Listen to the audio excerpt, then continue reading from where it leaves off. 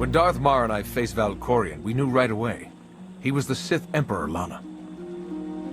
I know. When he was struck down, it released ripples through the Force. Everyone who had felt the Sith Emperor's presence in the past, on Ziost, on Yavin 4, we all sensed what had happened. Arkan invaded soon after, claiming that an outlander had assassinated his father, the immortal Emperor. It didn't take long for us to unravel the truth. Which side did Arkan attack first? Both. Ships from the Eternal Fleet struck at shipyards and rallying points for both sides simultaneously. They favored ambush tactics throughout the war. Zakuulan sensor technology has far greater range than our own, and their ships can fly much further on less resources. Only vessels retrofitted with Isotope 5 could manage to outrun them. None could truly compete.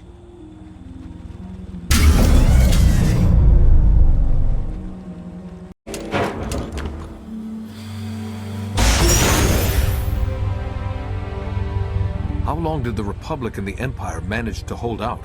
Within 3 months, the bulk of our naval forces were disabled or eliminated, and the Republic was in the same situation. With naval superiority, Arkan's forces could begin choking off supply lines, trade, any ship travel at all. The Eternal Fleet seemed to be everywhere at once.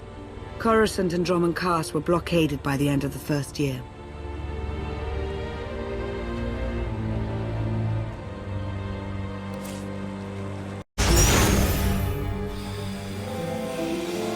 How did it end?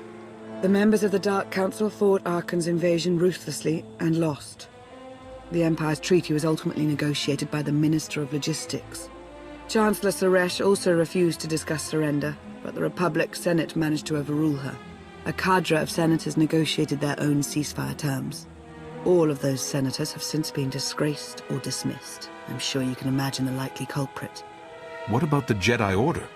I know that they suffered heavy losses, but that's the extent of my information. I've sent agents to find out more, but none have returned. I wish I had more to tell you. So far, the treaties with Zakuul have held, but that will not last forever.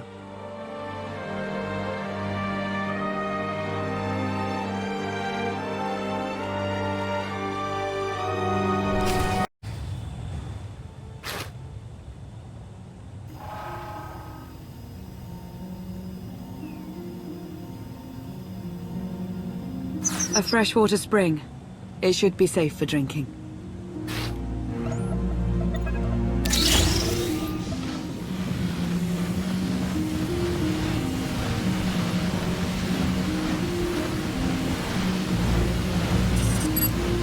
So the Eternal Fleet overwhelmed both the Republic and the Empire. What was the result? Both sides are forced to pay a heavy tribute to Zakuul, mainly raw materials and resources. They're also held under an arms limitation statute. The Empire and the Republic are both breaking it, of course, but they're still incapable of challenging the throne directly. Who's in charge of the Republic now? Suresh reached the end of her term limits recently, but her replacement is a carefully selected puppet. She still runs things, even if she isn't officially the Chancellor anymore. And the Empire? Only one member of the Dark Council remained after the chaos. Darth Asina. She now rules as Empress of the Sith. Both sides see this only as an opportunity to eliminate one another at a time of weakness, instead of combining what strength they have.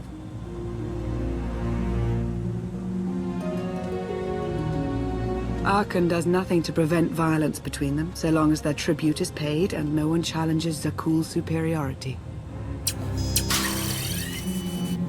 I'm surprised Arkan didn't try to destroy both governments.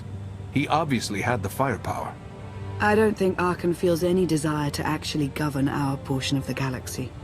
For now, he sees it as a backwater, useful only for resources.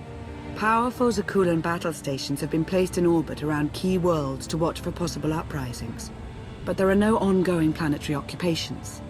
The ships of the Eternal Fleet simply patrol at random, while the tribute paid to Zakuul gradually chokes all economic potential. What about my team? My ship? I have allies looking for them as we speak. With all of the chaos of the last few years, though, it will take time to find them all. For now, we make do with ourselves, Koth, and HK. You obviously put a lot of thought into getting me out. Did you think about what would come after? Of course, though I admittedly didn't plan on being stranded in this swamp. For now, let's take things one step at a time. So why me? You clearly went to a lot of trouble to get me out of Carbonite. Before you were captured, you accomplished things no one else dared to attempt. You changed the galaxy more than once, and if things have ever needed to change, now is the time.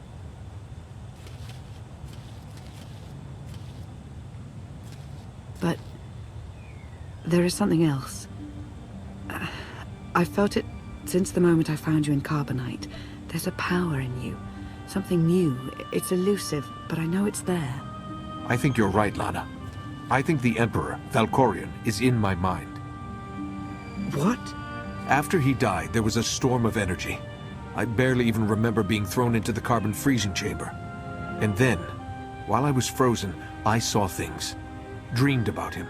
About everything that happened while I was gone. It can't be.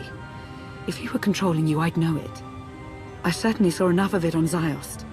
I don't think he's trying to control me. Not directly, anyway. He was trying to convince me to work with him. Whatever he's doing, we can be sure that he's always trying to deceive us somehow. I believe in you.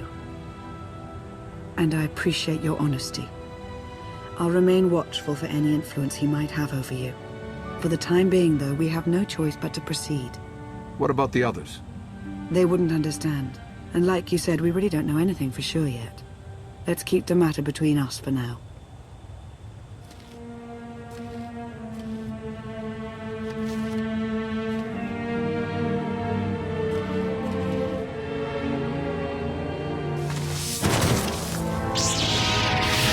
Salutation. It is a pleasure to see you again so soon, Masters. I have encountered minimal resistance in my patrol. How minimal? Reassurance. Only one Sky Trooper and 3 local predators with poor survival instincts. Our position appears to be secure at this time, but I would still advise caution on your return trip, Masters. Keep up the good work, HK. Appreciation. It will be my pleasure to do so, Master.